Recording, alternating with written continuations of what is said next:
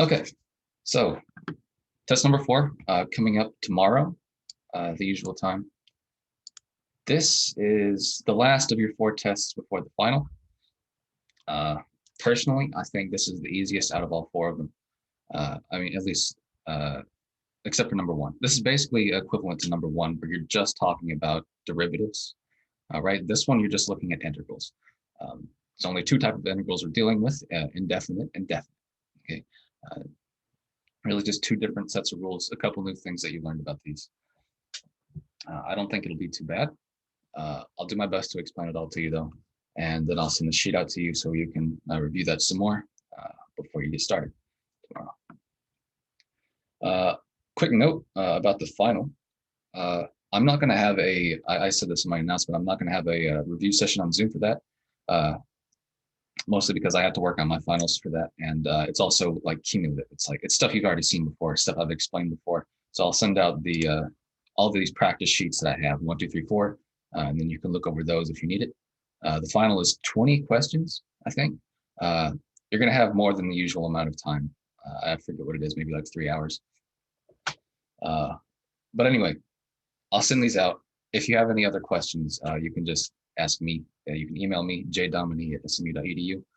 I have a quick question for the final really quickly. Sure. Do you know if, do we have to take the final? Like, it doesn't matter what our grade is already in the class? Ooh, let's see. I vaguely remember her policy. I think it's like if you have an A and you don't need to take it. Can anyone confirm that? I think it's if your tests average out to over 95%, then you don't have to take it. Thank you. Okay, yeah. So if you have a 95 or higher average on the tests, which is actually pretty hard to get, that's pretty rare. If you have a 95 or higher on your test average, then you don't need to take it. One thing that's mentioned on our syllabus is that if you get if you do well on your final, I forget what the cutoff is, you get half points back on the lowest test grade. I think if your final is higher than your lowest test grade, you'll get half your points back on your lowest test grade. Do you have to like submit anything to exempt, or if you have that, are you just like good? Do you have to submit anything if you're exempt? Sorry, what was your question? Like, to exempt from the final, do you have to submit anything, or if you have that test average, are you just like fine? I would just email her about it. I think she'll say that you're okay. I was wondering if the 2 bonus points for completing the practices get added on to your test to calculate if you get to skip the final, if that makes sense. Yeah, that does make sense. So like if you were at like an average of 93 on the test before the points, and then like the points put you over that cutoff at 95, like that's a case I'm not sure about. I'd ask her about that. She knows more about the test than me. Okay, thank you. Sorry, I'm not like 100% like equal with her on what her policies are. I just know the material. But yeah, so test questions, if you want to be absolutely certain, then just send her an email. And you can send one to me too, and I'll forward it to her if she's not replying. Okay, any other questions?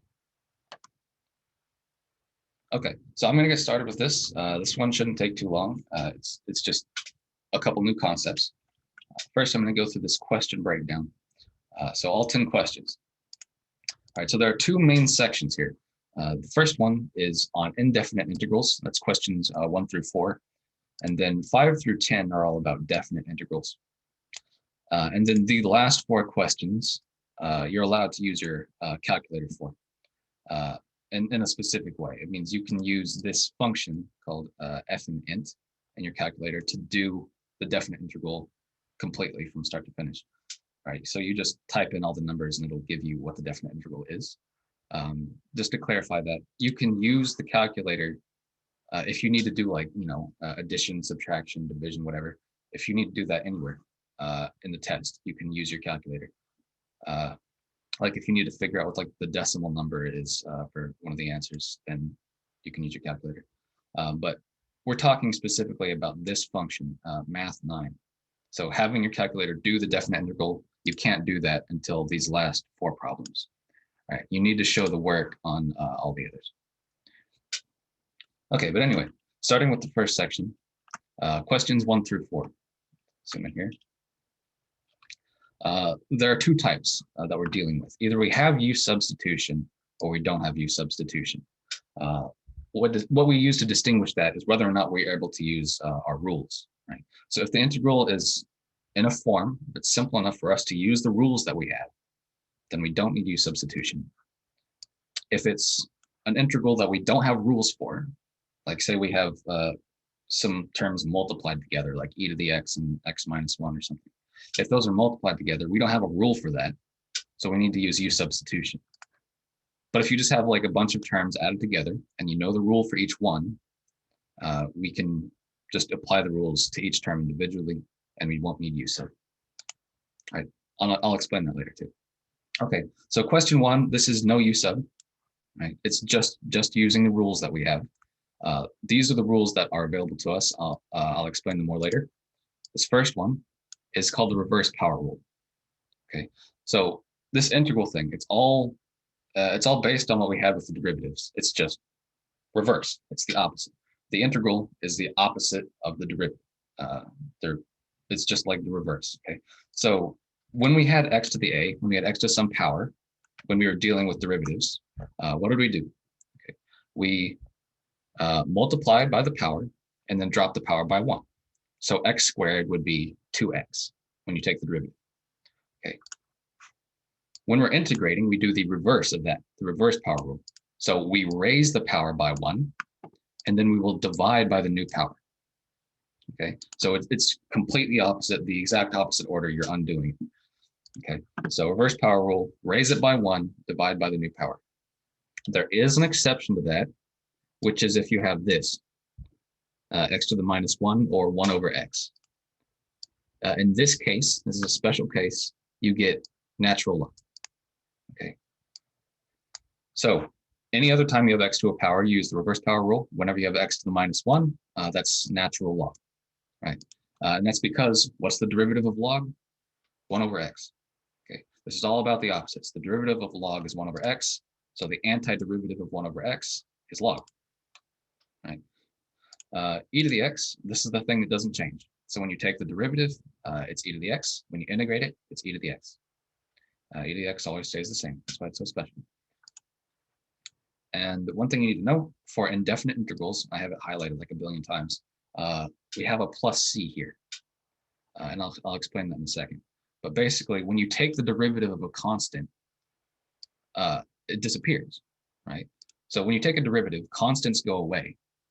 When you take an integral, constants come back. Okay, so you just think in reverse. Okay, integral is the opposite of derivative.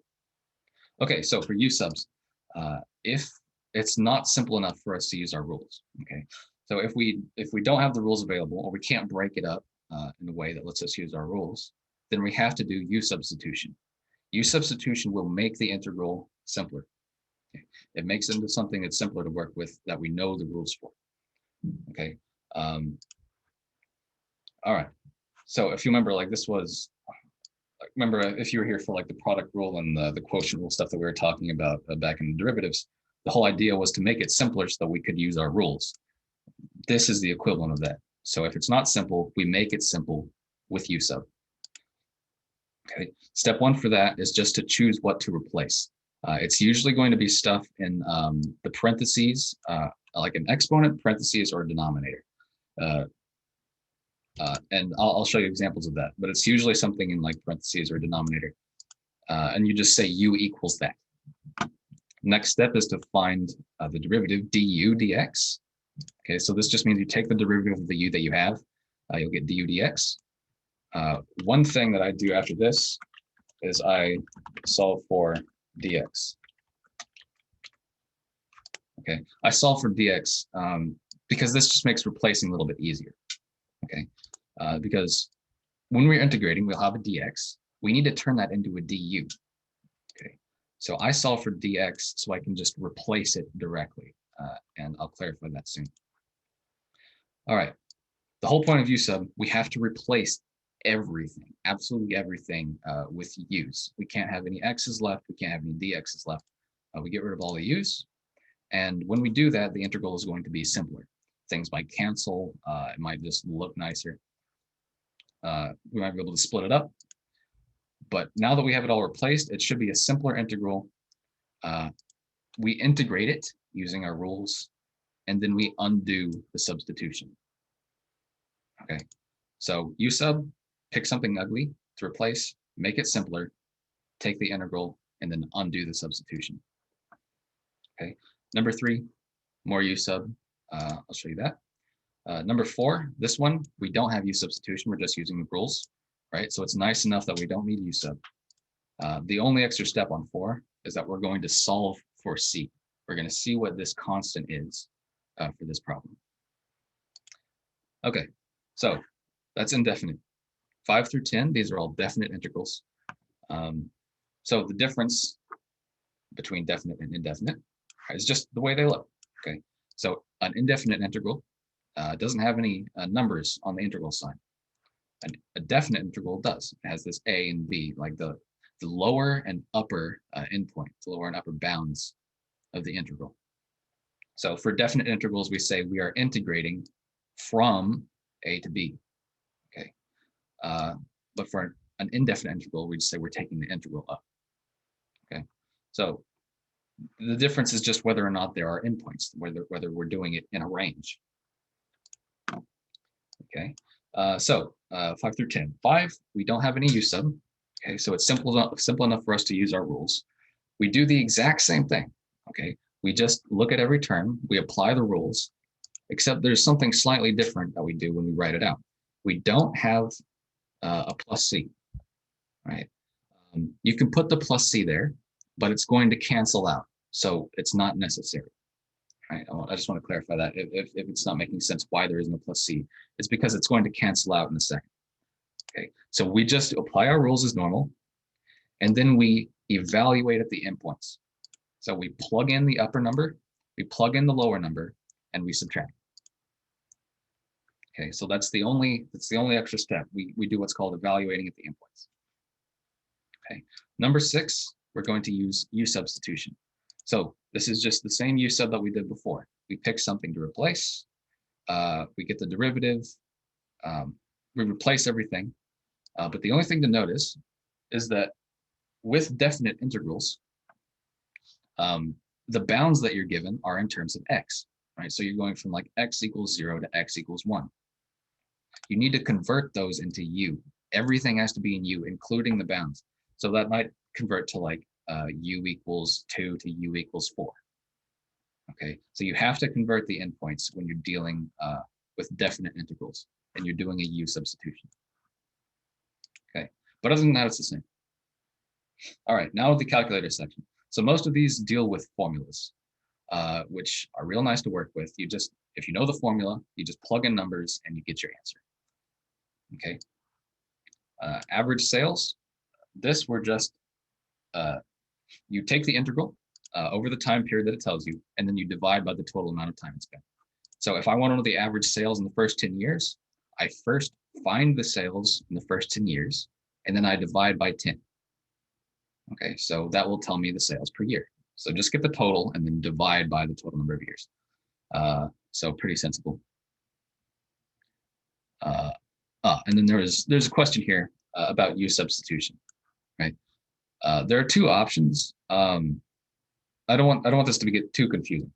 One is that you can plug in, you can change the endpoints from x into u. So you can have everything in terms of u, or you can do what we did before, which is undo the substitution and go back to x. Okay, so you can either do everything in terms of u's or turn everything back into x's, but it has to all be the same. Okay, I'm just going to show you how to do it with turning things into u, because that makes the work a little bit simpler. Okay, all right. So number 7, just find the total and then divide by the total number of years to get the average. Number 8 is area between curves. Okay, one thing to notice about area is positive, right? So if you get a negative number, just drop off the negative sign. That just means you had the wrong upper and lower. It's going to be positive, so make sure your answer is positive. My first step, draw the picture. So we can use our graphing calculator here. It'll give you 2 curves, so just plot the 2 of them. You need to find where they intersect. Okay, so we're going to integrate in between the 2 intersection points to find the area between them. And then we just integrate the upper minus the lower. Okay, so there's a curve on top, there's a curve on the bottom, and we're just going to integrate the top minus the bottom over that interval between the intersection points. All right, and if that's not clear, it'll be clear once we get to it. Number 9, this is just a formula. Future value, we've done annuities before, right? So you put money in every month and then it compounds every month. This time it's continuous. So you're putting in money continuously and you're getting a return continuously, right? So it's just slightly different. We have this formula. We just take the integral from 0 to t of your function times e to the r capital T minus t. Okay, and there are 2 ways to write this. Ms. Seitz uses this second way of writing it. I use this first way because you can just plug this directly into Math 9 and it's not so bad. Can you quickly say how you found the Math 9 part in the calculator section? Okay, so when I'm talking about Math 9, we'll get to it in a second.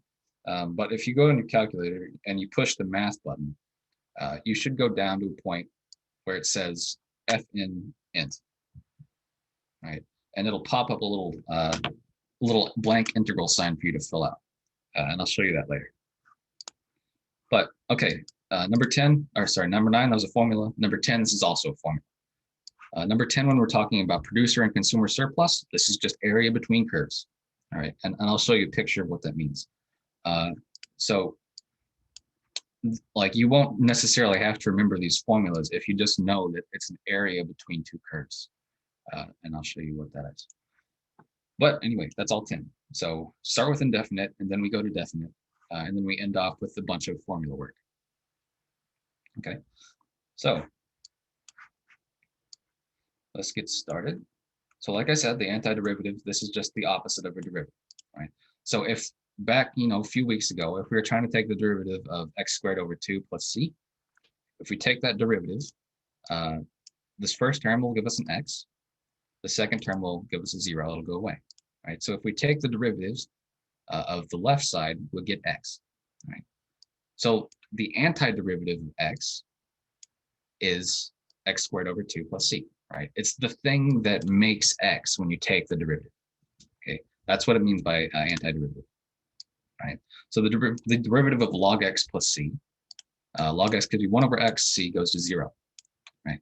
So 1 over x is the derivative of the left-hand side, okay? That means the left-hand side is the antiderivative of 1 over x, okay? So it's just opposite. Okay, and I'll show you these in a second. All right, I'm gonna get started. Sorry for the wait, but hopefully with that explanation, this won't take so long. Okay, number 1, we're just going to use integral rules for this. Okay, so this is what we're given. The integral of root x cubed minus 4 over x plus 5. Okay, so I'm going to tell you this is what a nice form looks like. So if you have things that are added together and subtracted like this, we can break up the integral. Okay, I have another explanation down here while you're studying. Why would we not use u sub here? Okay, so we have all these terms. So it's this first term minus the second term plus the third term. We can break up an integral when it's like that. Okay, so if I broke it up, this is what it would look like. All right, it's just the integral of x to the 3/2 minus 4 times the integral of 1 over x plus 5 times the integral of 1. Right, so when it looks like this, we can break it up, and we know the rules for each one of these individually. Okay, so this first one, we're just going to use the reverse power rule. The second one, we're going to use the log rule. The third one, we're going to use the reverse power rule. Okay, so this is why we're not using u sub. It's because it's simple and we can use the rules that we have. Okay, you don't need to show this breaking up part. I'm just going to show you all the work that you need to show simply. Okay, so we're given this. Find the indefinite integrals, use u substitution when appropriate. First thing, if you'll remember what we did back during derivatives, is we rewrote the powers so that they were just fractions or negative numbers or whatever. But we rewrote the powers so it looks nicer. Okay, so all we have to do for this one is rewrite the first one. Okay, so square root is a power of 1/2. So if I have x cubed square root, that's x to the 3/2, 3 over 2. Okay, so I just rewrote the first one. there's no need for me to rewrite the second one because we have a different rule for 1 over x. Okay, this is just going to be a log. All right, we have a different rule for this. Don't worry about rewriting it. But okay, step 1 was rewrite. Step 2 is use our rules. So on the first term, we raise the power by 1 and we divide by the new power. So x to the 3 halves becomes x to the 5 halves divided by 5 halves. Okay. The second term, so minus 4 over x, that's minus 4 log x. Right. The last term is 5, that becomes a 5x. Okay. And then plus c, because this is an indefinite integral, we always have a plus c. Okay, so we're just putting the rules onto each one of these terms individually. All right, so raise the power, divide by the new power. The second one is the log rule. Okay, you may have a question about this, but the first one, you can also write that as 2/5 x to the 5 halves instead of like having this fraction on the bottom. Okay, so this one's real quick. Any questions on number 1? Rewrite and apply the rules. We could leave the answer like that. Yeah, you can leave the answer like this, or you can write the first one as 2/5 x to the 5 halves, as long as it's equivalent. Okay, all right, so that one was simple enough. We move on to number 2. This time we're going to need u sub. So this is what we're given, okay? They give us the integral of 3x squared times e to the 2x cubed minus 1. Now, we don't have any rules that can deal with this. We know how to deal with e to the x. We don't know how to deal with e to the 2x cubed minus 1. We don't know how to deal with two things being multiplied together like this. So we can't break it up. We can't use our rules. So we have to do u substitution. And that process is really straightforward. So all we have to do is figure out what we're going to replace. This is usually going to be the stuff in a power, parentheses, or a denominator. Okay. So we have a power here. We have e to the 2x cubed minus 1, right? So in order to simplify this, I'm going to say that this stuff is just u, okay? U equals 2x cubed minus 1, right? So if I make that replacement, I'll just have e to the u right here. Okay, so you pick what to replace. Now it's not guaranteed that that's going to work out, but let's just keep going. Okay, so first thing is we take the derivative. So we have u, so we're going to take the derivative du dx. All right, so we know how to do this. We take the derivative. First term, we're going to get 6x squared. That's the power rule. And then this minus 1 is going to go away. All right, so the derivative is 6x squared. What I do next is I get dx by itself. All right. If you have a different way of doing this, that's fine. This is just the way I do it because it makes it simpler. Okay, so I get dx by itself. So if I do that, I say that dx equals du over 6x squared. And so just solve for dx. And what this lets me do is that now, when I'm trying to replace everything, I can just replace 2x cubed minus 1 with u, right? That was the original replacement. And I can replace dx with du over 6x squared. Okay, so if I take this step, then all I have to do is just replace two things. I replace this exponent and I replace the dx, and this is what we have. Okay, I'll go back up to number 1 in a second. Okay, so I just replace it. So now I have e to the u du over 6x squared. And one thing that usually happens when you're taking the when you're using the u sub rule is that things will cancel. So we have an x squared on top, we have an x squared on bottom. Those are going to go away. Then we'll have 3 over 6. That's 1/2. So once we do the substitution, we have the integral of 1/2 e to the u du. Okay, so like I said, u sub is going to make this simpler. It's going to make it something that we know how to do, something that we know the rules for. And we know the rules for this, right? The integral of e to the u is by itself is e to the u. It stays the same. E is the thing that stays the same. So when we take this integral right here, du, we'll have 1/2 e to the u. It stays the same. And then you add c because this is indefinite. Okay. And then the only step left is to undo the substitution. So, right, we have u's up here. Now we're going to undo that. So what is u? U is 2x cubed minus 1. So I'm just going to stick that 2x cubed minus 1 right back in. And that's what we get. Okay, so that's what we're doing. Pick something nasty to replace. It makes the integral simpler. And then we undo the substitution to get our final answer. So we wouldn't, for this one, we wouldn't find the, like, we wouldn't put like 1/2 x, you know, like after we put the u back in, we wouldn't do, like with that number, we wouldn't do like 1/2 x e 2x cubed minus 1. 1/2 x. No. Like what we did number 1, like Oh. when we just made it look easier and then we did the integrals for them. Number 1, when you made it easier. I guess I'm not sure what you're asking. So yeah, no, this is just everything. This is everything right here. Yeah, you just get a simpler integral, and then whenever you have a u, this is all that you had to replace. What I'm saying is like how we would do for this problem, like 3x squared, it would be 3x cubed over 3. We wouldn't do that kind of thing for half, like the half at the end. Oh, right. So Okay. yeah. I get what you're asking. Maybe I get what you're asking. So if we got something here, I'll show you. If we got something like this, where these two things were like added together, right? If we added something like this where they were added together, then this first one would be x over 2. The second one would be e to the u. Okay, so we would apply it individually.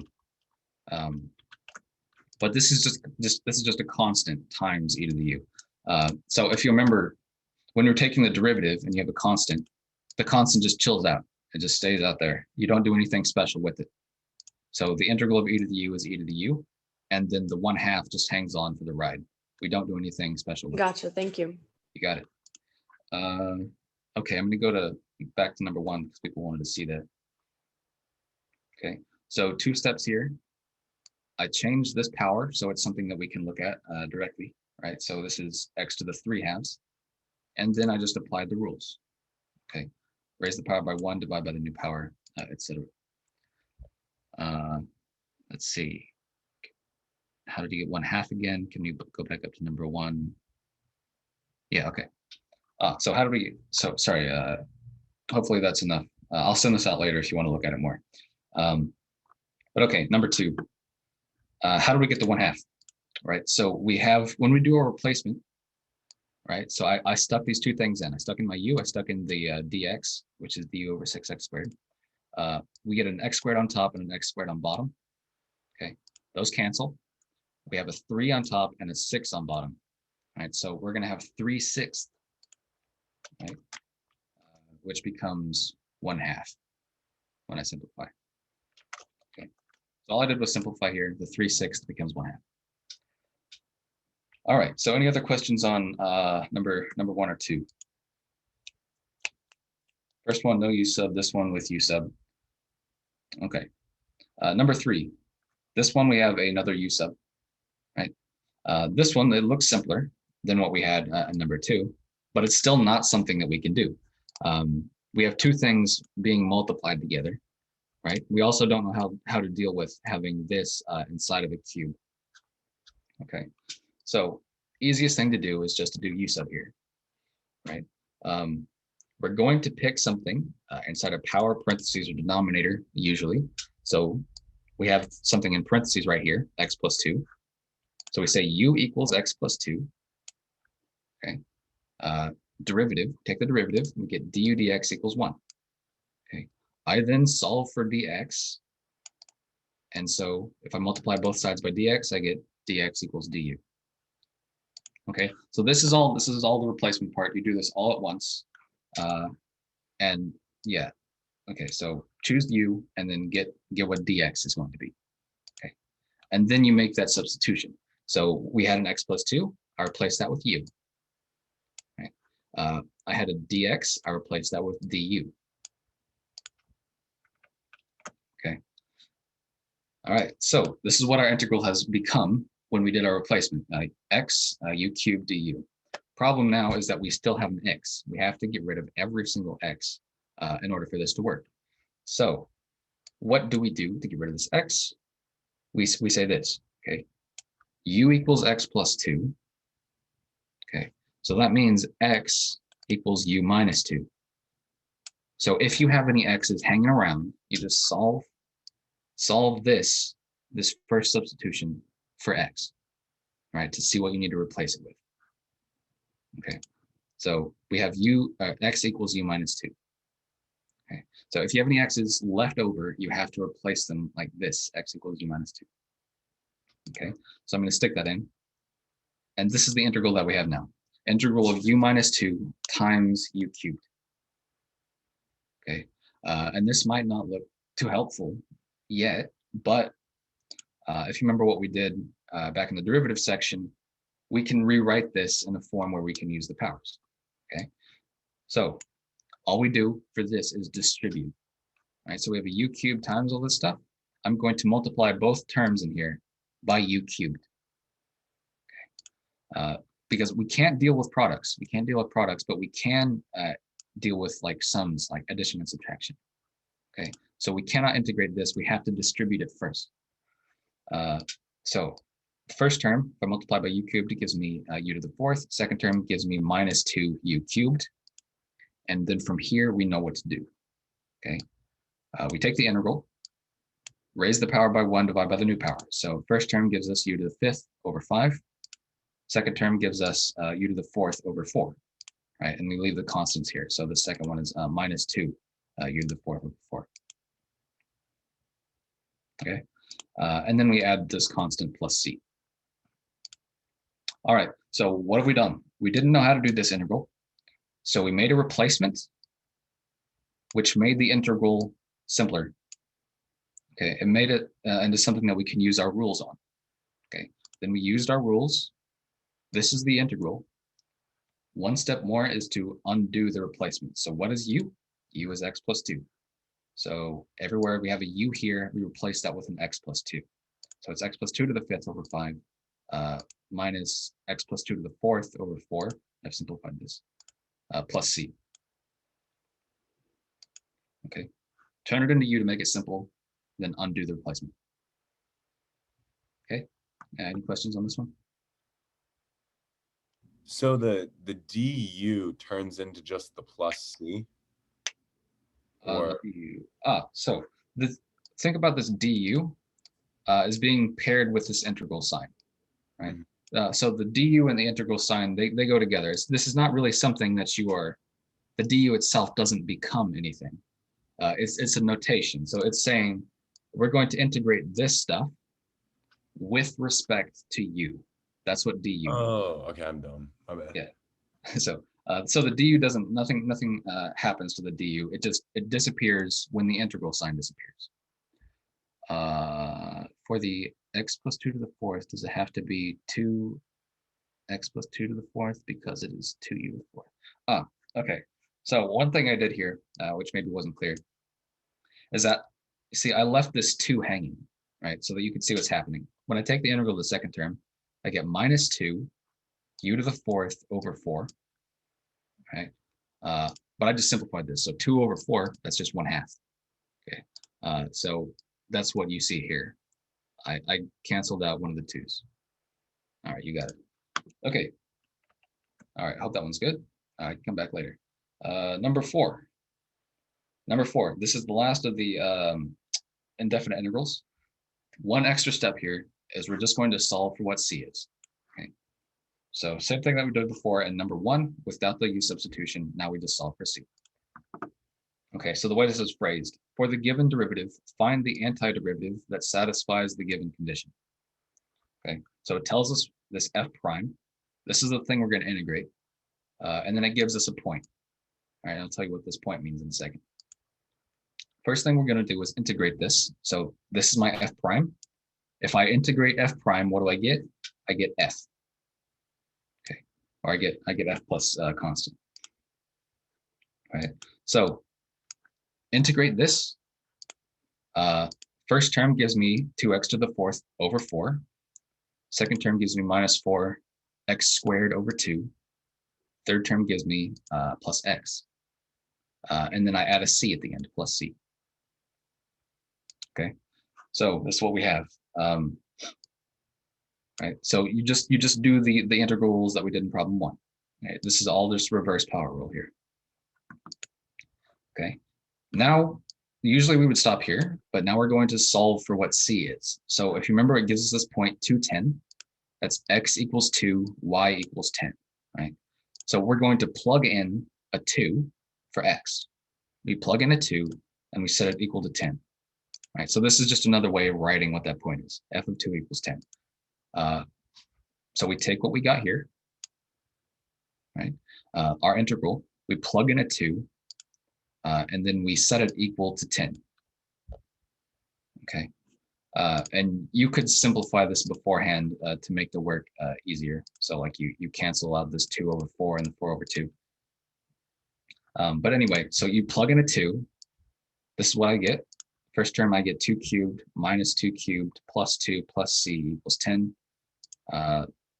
These cancel. The values of the first 2 terms cancel. I get 2 plus c equals 10. That means c equals 8.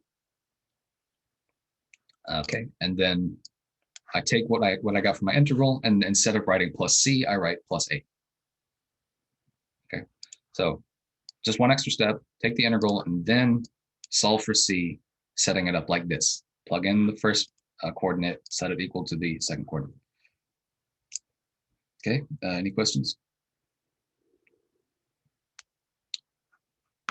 Okay, cool. Yeah, this one, just one more step. For that one, just really, we can do that. We can leave it as 2x to the fourth over 4 minus 4x squared over 2, right? Instead of just doing x. Okay. Yeah. So you don't need to simplify any of these. Yeah, none of these need to be simplified because usually simplifying is going to take you a while, especially if you do it like on one of the indefinite ones. The simplifying is going to take you a minute, so you don't have to do that. Just as long as it's equivalent to the right answer, that's fine. Okay, number 5, we're starting the definite integral section. Okay, what do definite integrals look like? They have numbers here, a lower and an upper bound. Okay, which means we're going to integrate from x equals 1 to x equals 2. That's what definite integrals mean, right? We're just going to take the integral over a certain area, and I'll show you what that means in a second. So this first one, do we need to use u substitution? It's the same thinking that we had with indefinite integrals. Do we need u sub? No, because we know the rules for this, right? We know what rules to use for these. We can break this up, right? We know the integral of 6x, we know the integral of 3 over x squared, we know the integral of 1, right? So we don't need u substitution. First thing we're going to do is rewrite. So 6x, that stays the same. I'm going to rewrite this 3 over x squared as 3x to the minus 2, right? So as a minus power, and then plus 1. Okay, so I rewrote it. And if you remember what we did before, now we apply the rules. So the first term, we get 6x squared over 2. Second term, we get minus 3, x to the minus 1 over minus 1. Okay, so make sure that makes sense to you. We raise the power by 1, so minus 2 becomes minus 1. It doesn't go down to minus 3. Okay, minus 2 goes to minus 1, and then we divide by minus 1. We divide by the new power. Okay, the last term just gives us x. Okay, so I just apply the rules to every term.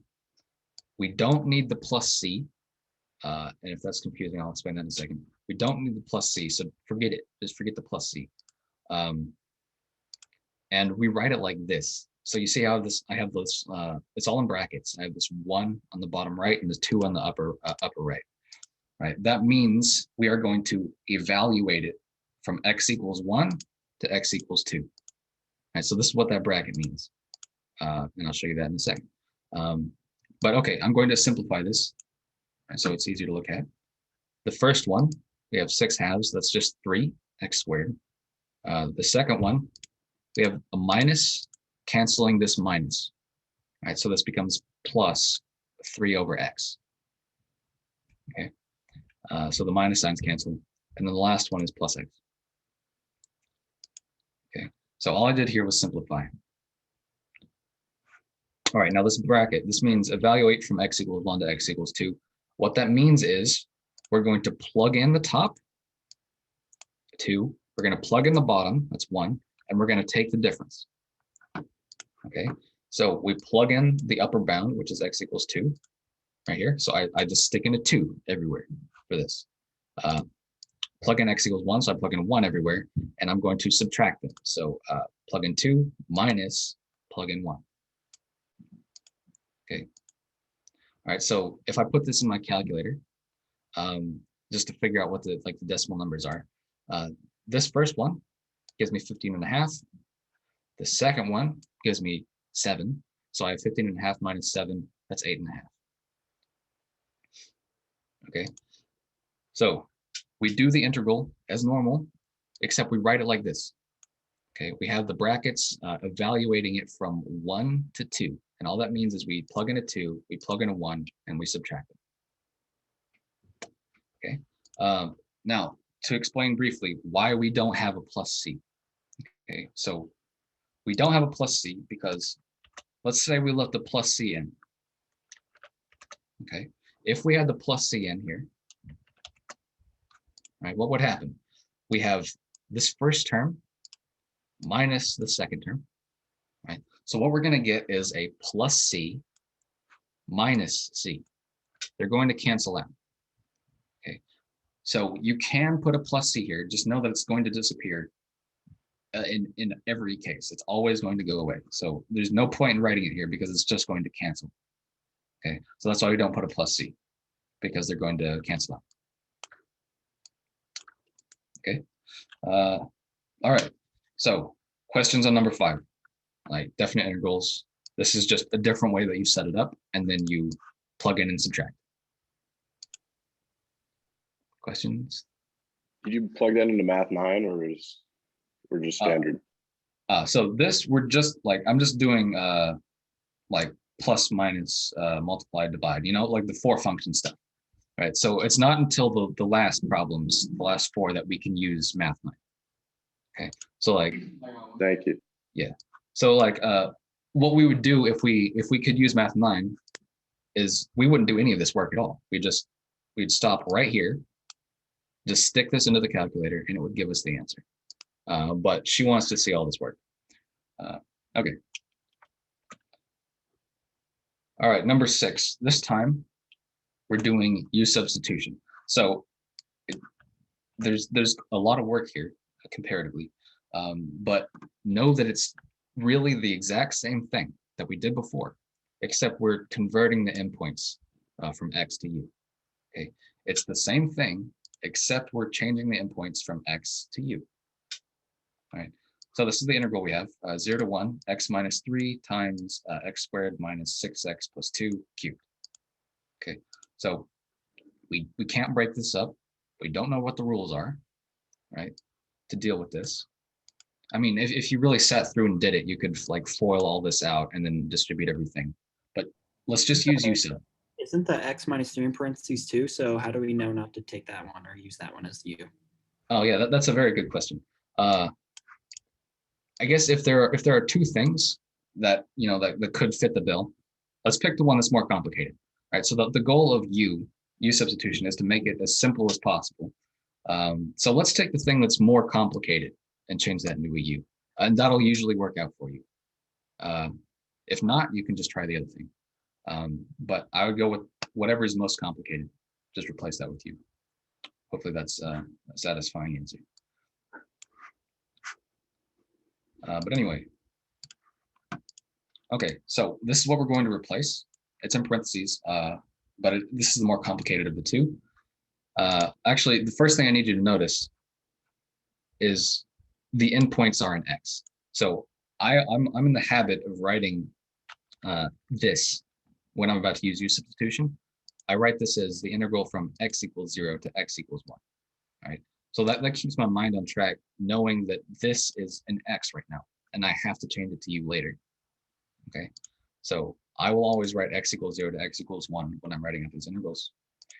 But anyway, now we just do U substitution, the way that we've been doing it before. Okay, we pick something ugly. I'm doing this. Let me highlight that. I'm going to substitute this stuff in parentheses. So I say u equals x squared minus 6x plus 2. Take the derivative, right? So this gives me 2x minus 6. All right. And then I did something else here. You don't have to do it in this step. You can do it later. But what I did here is I said this is 2 times x minus 3. Right? And that's important because we have an x minus 3 already inside of our integral. Right, so there's going to be some cancellation, basically. Right, so I rewrote it so it makes it easier to cancel. Okay, so choose your u, get the derivative, solve for dx. Okay, so that you can just replace dx without any further thought. Okay, so dx is du over 2 times x minus 3. All right, now I'm going to replace everything. So this stuff in parentheses, that's just u cubed now. Okay, the dx, that is du over 2x minus 3. Okay, and now we have an x minus 3 on top, an x minus 3 on bottom, and those are going to cancel out. So when we simplify this, we have the integral from x equals 0 to x equals 1 of 1/2 u cubed du. Okay, so everything that we've done up to this point has been identical to what we did in the previous u-sub problems. Right, the only thing that changes now is that we have to deal with these endpoints. Right, we don't want x equals 0, x equals 1, we want u. And that's a very simple process. Okay, so we have this substitution, right? We have u equals x squared minus 6x plus 2. So in order to find the endpoints, we just plug them in to this. Okay, so the lower one, what is the lower one? X equals 0. So if I plug in an x equals 0 in here, if I plug in x equals 0, I get 0 minus 0 plus 2 equals 2. Okay, so for the lower bound, I get u equals 2. For the upper bound, I plug in a 1. Right, so I have u equals 1 minus 6 plus 2. That's minus 3. Okay, so I just plug in the endpoints into my substitution to figure out what u is supposed to be. Okay, so the lower bound is 2. The upper bound is minus 3. Okay. Now, don't let this confuse you. The upper bound right here, see, this is a negative number. The lower bound is positive, right? Like 2 is bigger. It should be the upper bound, right? No. Upper bounds can be lesser numbers, right? So we can go from 2 to minus 3, or from minus 3 to 2. Either way is fine for integrals. They don't have to be greater than the other. The top doesn't have to be greater than the bottom. So it's fine to go from 2 to minus 3. All right, I hope that wasn't too long-winded. It's fine to go from a bigger number to a smaller number in your integral. You just deal with everything the same. You say that the minus 3 is the upper bound, the 2 is the lower bound.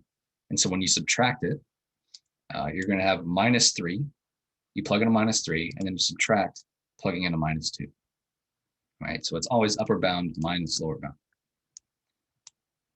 Okay. But anyway, we did our u substitution. We convert the endpoints into u. So now we're going from 2 up to minus 3. When we take this integral, we get 1/2 u to the 4th over 4. Okay, that's just our reverse power rule. And then we evaluate it from 2 to minus 3. Okay, so we're going to plug in a minus 3. We plug in a minus 2, and we take the difference. Okay, the first term gives us 10.125, the second term gives us 2, and so the difference is 8.125. Okay, so this one's kind of long, but it's the exact same as what we had before. All right, we just do u sub normally. Up to this point, everything is the same, but then we change the endpoints, and then we're rolling. Okay, then we just do what we did in the last problem, which is plug in the endpoints and subtract. Why'd Okay. you subtract by 2 at the end? So if you remember, the lower bound is 2, right? The upper bound is minus 3, right? So we're going to evaluate this from 2 to minus 3. So think of it like there's a formula here. Okay, there is a formula. We're going to plug in the upper one, that's -3, and we're going to subtract plugging in the lower one. Okay, right. So that's why we have a 2 in for the second term. Okay, yeah, because it's 16 divided by 8. I gotcha. Oh yeah, you mean for this, yeah. So you can use your calculator like for functions to do this. Just don't do math 9. Okay, let's see. I have a question. Do we need to write it in any fancy way, or can we circle 8.5 and that'll be good? So on number 5, no, you can just circle 8.5 and you are fine. Let me verify that. Yeah, just circle 8.5. Yeah, if you're concerned about like formats of the answer, then just look at the answer sheet that she gave you, right? The practice 4 answer sheet, and that's exactly how you should write the answers. Anyway, any questions on 6? All right, just change the endpoints. Okay, where did the last equations come from? So this is what we had before. Oh, sorry, the dividing by 8. All right, so again, I simplified. So we had this integral of 1/2 u cubed. So the u cubed becomes u to the 4th over 4. And then you see I have a 1/2 times the 4th. Right, that gives me an 1/8. So that's why we have an 8 here. Okay. All right, I'm gonna keep going. All right, number 7. This time we are getting into the calculator stuff. So for this, we can use math 9. And here, there's a little example for you here. This is what it's doing. Okay, so when you pull up math 9, it gives you an integral sign. It's all with all blank boxes. So there'll be blanks for the endpoints. There'll be a blank in here, and then there'll be a blank for the d, like dx. That'll be blank. So all you do is you type in everything. You type in your endpoints. You type in your function. You type in x. So it's gonna be dx, and it will give you the value, right? So previously, we had to work this out by hand. Now all we have to do is set up the integral, and this will tell us what the value is. Okay, so this is going to be much simpler. All we have to do is know how to set it up. So yeah, these are all dealing with just setting it up, not working it out, just setting it up. Okay, number 7. This is an average sales problem. So like I said before, we're just going to integrate to find the total sales, and then divide by time to get the average. Okay. So number 7, the market research department for an auto company estimates that the sales in millions of a new electric car will increase at this rate S prime T months after introduction. Estimate the average monthly sales over the first 6 months. So T is representing months, right? Just keep that in mind. And we care about the first 6 months, right? So if we want to know the total sales in the first 6 months, we're just going to integrate S prime from 0 to 6, right? So if you integrate S prime, that gives you S, right? So the rate of sales, you integrate that, you just get sales. So that'll tell us the total sales. Integrate it from 0 to 6. And then to find the average, you divide by 6. Okay, so once you have it set up, this is what it looks like. This is the integral from 0 to 6 of S prime. Okay. And then I'm dividing by 6. The reason I have 6 minus 0 here is this is kind of like a formula, right? So if the question was asking us to estimate the sales between the 3rd and 6th months, I would go from 3 to 6. And then the total time would be 6 minus 3, that's 3 months, right? So I have a 6 minus 0 here just to show you that it's not necessarily going to be the first 6 months, right? It could be some other range, but this is just going to be the length of time that we're talking about. Okay, so if it was between the 4th and the 8th year, right, that would be 4 years. So you divide by 4 years. So just keep in mind that it might not be this simple. Okay, but just take the total and divide by the total amount of time. It's pretty straightforward. So if we do math 9 on this, and then divide by 6, we get 4.08 million, right? This is in millions. So make sure you have these units here or you're going to get docked a few points. It says the sales in millions are this, right? So we So can put like 4.08 million.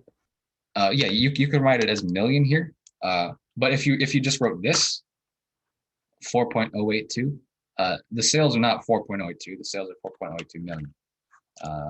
So yeah, just make sure you indicate somehow that you know that this is millions. Okay.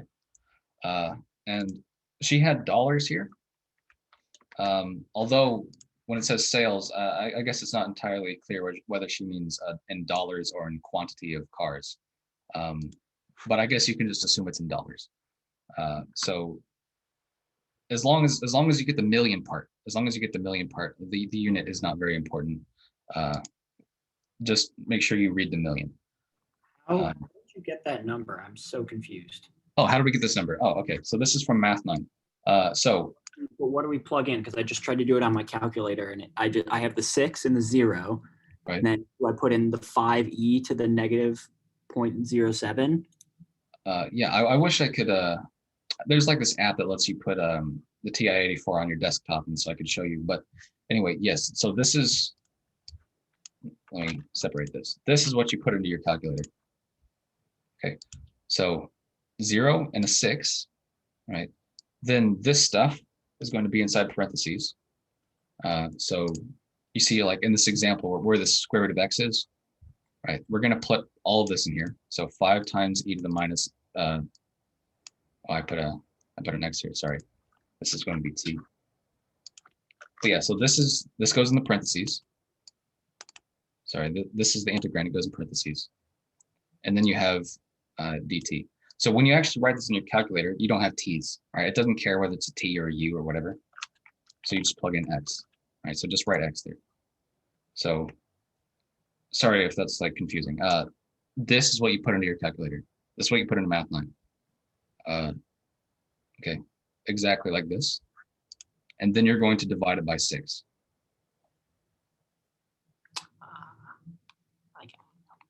Got it? Yeah. Okay, cool. Yeah. So they don't care about x, t, u, whatever. It's just type in x, right? It doesn't care what the letter is specifically. But okay. Can you show us how to plug it in? Oh, okay. Yeah. So yeah, this is how you plug it in, and then you divide by x. Sorry, divide by 6. All right. So this goes into your Math 9, and then you divide it by 6. Okay. All right. Any other questions on number 7? All right. So this is the first of the set it up and then use Math 9 type problems. Okay. Number 8. This is another set it up and then use Math 9 problem. This time it's area between curves. So what it's asking for, find the area bounded by the graphs of the equations given, and then draw the graph. Okay. The area bounded by the graphs. So once you draw a picture, this is what you're going to see. You have 2 curves that are intersecting, right? And they're going to enclose off some area here that I have shaded in purple. Okay. We want to know what that area is. Okay. And we want to draw the picture. So the process for this is actually pretty straightforward. First thing, draw the graph, right? You can use your graphing calculator. So you'll just put it in the y equals portion and you'll get a picture like this. You need to find where the intersections are, right? So the x values, right? So this intersection here is at x equals -1. This intersection here is at x equals 4. Okay, you don't care about the y values here, but you can just like go on your graph and move the cursor around until you're hovering over one of them, and it'll give you a pretty close estimate. Or you can just do second calculate. So that's where the trace button is, second calc, and then do number 5, which is intersect. Or you can just set these equal and then solve for x. So you have a bunch of approaches. But if you want me to go into detail about one of them, just let me know. But anyway, you need to first draw the picture. It gives us 2 curves. So I plot the 2 curves on my calculator and I draw the picture on my answer sheet. Okay. Then we need to find the intersection points. Like I said, there are several ways to do that. I would just look at my calculator. So here's one at -1, there's one at 4. And I can check that those are correct by plugging it in and seeing that these are the same. Right. So you find the intersection points. And then last thing is you integrate between those intersection points. So I'm going to integrate from -1 to 4 of the upper minus the lower. So what is the upper curve? This blue one, right? This line. That's 3x plus 5. The lower curve is this red one. It's x squared plus 1. Right, so I integrate upper minus lower. So that's the integral of 3x plus 5 minus x squared plus 1 dx. Right, and then this is what you put into Math 9 to get your answer. Okay, so this is all about setting it up. You draw the picture, you find where the intersections are, and then you set up the integral. Okay, and then Math 9 will tell you what it is. Make sure that you keep hold of these parentheses here, right? So this is minus x squared plus 1. So if I got rid of the parentheses, that would be minus x squared minus 1. Right, so just make sure that you don't end up dropping a minus sign somewhere, or your answer will be incorrect, and you'll get docked a few points. But yeah, hold on to parentheses if you can. Okay.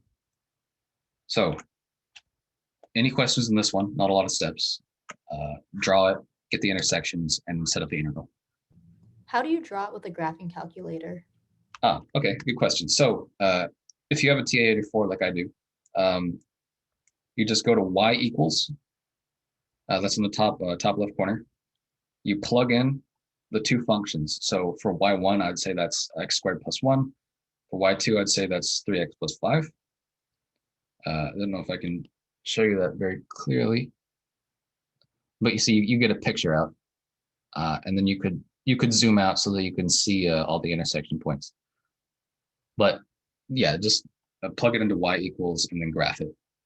That's what I mean by use your graphing calculator. And then you draw it on your sheet of paper because she wants to see it. Do we need to shade it? Yeah, so scribble in like where this area is. Sorry? How do we determine the shaded area? So it's going to be the area enclosed by the curves. So if you see something like this closed off area here, yeah, I mean, I guess, yeah, that's what you're shading in. So on this left side, right, it's not all closed off. Think of it like it has to be like a loop, I guess. It has to make like, it has to be, I mean, I really wish there was a better way to describe that, but it's just look for this closed off area, okay? And that's the area that's enclosed, okay? Wow, I did not expect that to be so hard to explain. But it's usually going to be like in the middle area. Don't look at the inside, the ends. Okay. All right, but yeah, so scribble in here. You can see an example of that on her answer sheet. So let me just pull that in real quick. All right, so this is what she has. See if I can make that a little bit smaller. But yeah, so just draw a little sketch like this. Okay, two curves, and then you scribble in where the area is. Okay, any other questions on this one? All right, almost done. Just a couple more formula problems. All right, number 9, this is continuous annuity. So you're gonna need to know the formulas for this. You don't need to know both of these, just pick one, okay? So future value here. The formula that I use is this one. So it's the integral from 0 to capital T of f of t times e to the r capital T minus little t dt. Okay, so if you just remember this formula, you'll be fine. Or you can do this one. Either one works the same, except this one is less work on your calculator when you plug it in. Okay, so just remember one of these. It's up to you, but the process is the same for either one. Okay, number 9. Paul sells the produce from his organic garden to local restaurants and puts the income into an annuity that pays 2.5% compounded continuously. The annual income is expected to be F. The income is invested for 10 years. Find the amount that will be in the account at the end of 10 years. Okay, so we are continuously sticking money into an account that is continuously earning interest. This is a continuous annuity. So annuity means that we're sticking money into it and it's progressively earning interest. This time, everything is happening continuously, so it is a continuous annuity. Okay. But anyway, very simple here. 2 steps. Okay. Use the formula. All right. So what does this formula call for? What do we need to know? We need to know capital T and we need to know little r. R, like we had before, this is our interest rate in decimal. So 2.5%, that's R equals 0.025. Right. So this is going to be in decimal. T, that's 10 years. Right. So that's the total investment time. Okay. So little r, big T. I know what these are. I just plug them into the formula. Okay, someone's asking if you need to memorize the formula or if it will be given. I'm going to go out on a limb and say you should probably memorize it. I don't know if she's going to give it to you. Has she said anything about that? They were given on the message in Canvas. They're the future value ones and one other are given, I think. It's Okay, in good. one of the recent ones. Yeah, it's given. Okay, cool. Yeah, then you won't need to remember this. The one she's going to give you is probably the second one, the second form, but it's the same process. Figure out what big T is and little r, right? And then you plug them into your formula. Okay, so R is your decimal interest rate, T is your time. So I just stick these into the formula. So if I'm doing it my way, which is the first formula, I'll plug in a 0 here, a 10 for the capital T, and then F is this. So it's 6,000 e to the 0.085 T.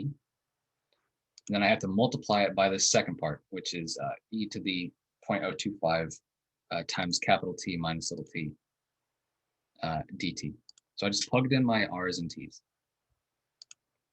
All right, for y'all's sake, I'm going to write this in the other form as well. So if I use the other formula, I'd have e to the RT. So that would be, let's see if I can write that here. That's e to the R times capital T. And then in here, I'm just going to have a little t. Right. So these are the two options for the formula. The first one and the second one. The second one is probably what you're going to have on the test. So you plug in your capital T outside and you plug it in this integral sign. And then you have the R inside and outside. Okay. And this is what you stick into Math 9. All right. So instead of T's, you're going to plug in X's, right? It doesn't care what the letter is. But yeah, stick it in the formula and you're done. Okay. This is going to be in dollars, 105,562 and 14 cents. Okay. All right. Any questions on this one? You don't have to memorize it. Just plug in it. Okay. One more. This one, producer and consumer surplus. You have formulas for this one. I'm assuming this is going to be the other one that she gives you. But if you're struggling to understand what this is just an area between curves. Okay. So we have a price. Let me just zoom in on one of these. We have a price at some level, like $84. We have a supply curve. And the producer surplus is just the area here between the price and the supply curve. Right. So when you see this formula, you see this P bar minus S, right? This is just what we did before. This is the upper curve minus the lower curve, right? So this is the price on top minus the supply on the bottom. And this area that is the producer surplus. If you have a different question where they're asking about the consumer surplus, that's this area, right? So it's the area between demand and price. So this time demand's on top, so we do D minus the price, which is P bar. Okay, so this is just something we did before, just the area between curves. Okay. Like we did before, also, we need to find out what the intersection point is to figure out what our interval bounds are going to be. So we're going to go from 0 up to wherever these things intersect, which is X bar, and we'll figure that out first thing. So number 10, the supply function for X outdoor garden pots is given by S. Find the producer's surplus when the price is 84. Producer surplus, we're going to use this first formula, P bar minus S, which is this area, the area between these curves. Okay, so first things first is to find where they intersect so that we can determine the bounds in our integral. Okay, what does that mean? We set S to be 84, right? So I write X as X bar here, just so that when we solve it, we have an X bar equals something, right? So at this intersection point, we're going to have the supply is equaling the price. That's $84, right? So you just say S of X equals 84. If you solve for X bar, just do some algebra, you get X bar equals 40. Okay, so this is the quantity where they are intersecting, right? So that's it. Now we use our formula, 0 to X bar, 0 to 40 of the price, 84, minus the supply, which is 20 plus 0.04x squared, dx. Stick this into Math 9, and this is your answer, $1,706.67. Okay, so this is just another formula one. So I think, was it 7, 9, and 10? They're all formula problems. Just about setting up the integral, and then you use Math 9. Wait, what am I plugging into Math 9? This, right? So exactly this, 0 to 40, 84 minus your supply. So I'd recommend putting this in parentheses. 84 minus the supply, which is given as 20 plus 0.04x squared, right? So this is just the formula, price minus supply. And I'll put that back here. Can you leave 10 in terms of a fraction, or does it have to be in a exact number form? Let's see. So I'm gonna guess that this is like 6 repeating whenever you get it. So like, what would this be, like 6, 6, 6, 6, 6, 6? It's like 2/3 of a dollar. So yeah, you just round it up. So when it's dollar amounts, round it up to cents. You don't need to have it be exact or write it as a fraction. Okay. So yeah, when it's a dollar. Number 9. Sorry. Yeah. No, you're fine. Yeah, when it's a dollar amount, just round it to the cents place. Don't have fractions. So don't write like 5/4 of a dollar or whatever. But yeah, do decimal, round it to 2 cents. Okay, this is number 9. Did you have a question on this one, or just want to see the answer? I was just trying to copy both ways you did it. Okay, yeah, so this one is a little bit simpler to put into your calculator, but the second one is the formula she's probably going to give you. So it would be better to study the second one, honestly. Would you quickly be able to show how you do Math 9 on a calculator? Because I can't really figure out how to do it. Oh, sure. I wish there was a way for me to like share my calculator screen, but there's not. So I guess I'll just try and hold it up to the screen. So calculator, blank, nothing going on. If I push the math button, it gives me this list of things to do. So if I go down to number 9, where it says FN int, press enter, right? I'm going to get, yeah, it's really not easy to see, but you get something that looks like this, right? It looks like this, except there's a bunch of blank spaces, right? So there's a blank where the 1 is, there's a blank where the 3 is, there's a blank in these parentheses, and there's a blank after the D. All right, are you following along with that? Yes, thank you. All right, cool. And then you just navigate around and you put in the numbers where they should be. So if I were doing this one specifically, I'd put in a 1 on the bottom, a 3 up top, I'd do square root of x in the middle, and then I would put in dx.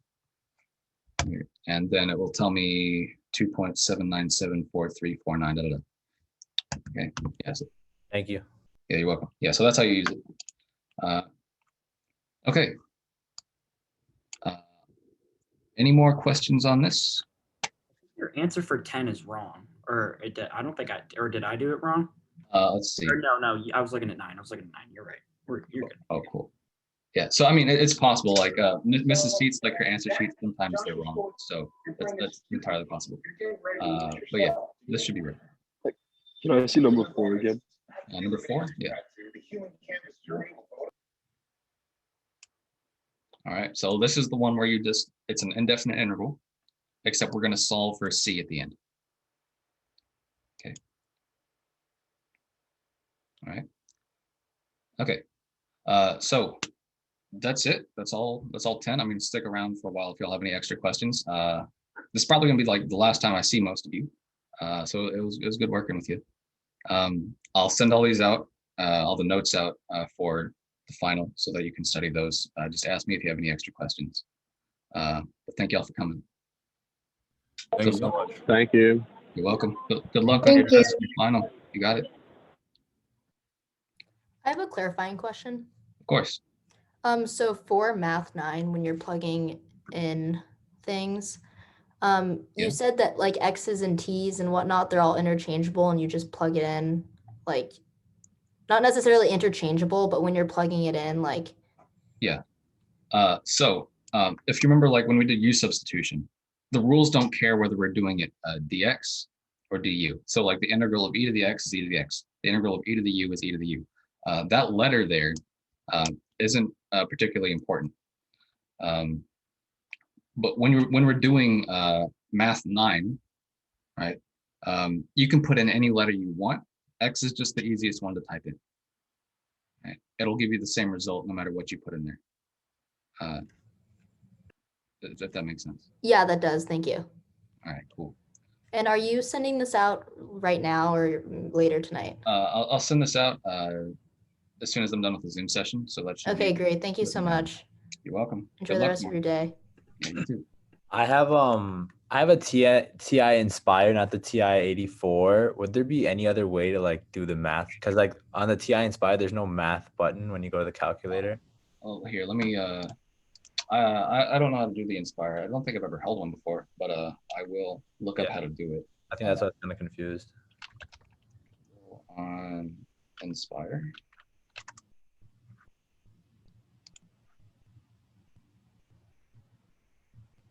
Okay, so it says menu, calculus, integral. Right. Oh, perfect. Thank you so much. Okay, that's what I was confused on. Thank you. You got it.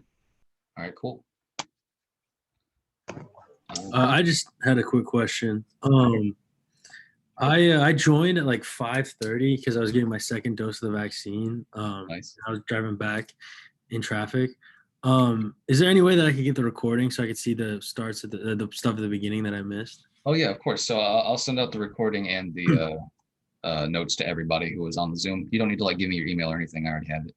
Okay, awesome. Thank you so much. Have a good one. You too. Good luck tomorrow. Thank you. All right. Any others? I had a question about quiz 12. Okay, cool. Yeah. Oh yeah, we'll look at that in a second. Let me just make sure there's no more questions on the test prep first. Are there any other questions on the test prep? Mine's also about 12, so no. Okay. All right. Yeah. So then it's just us. All right. So I'll look at 12 now. Thank y'all for sticking around. All right. Let me switch over. All right. I'm gonna pause the recording here.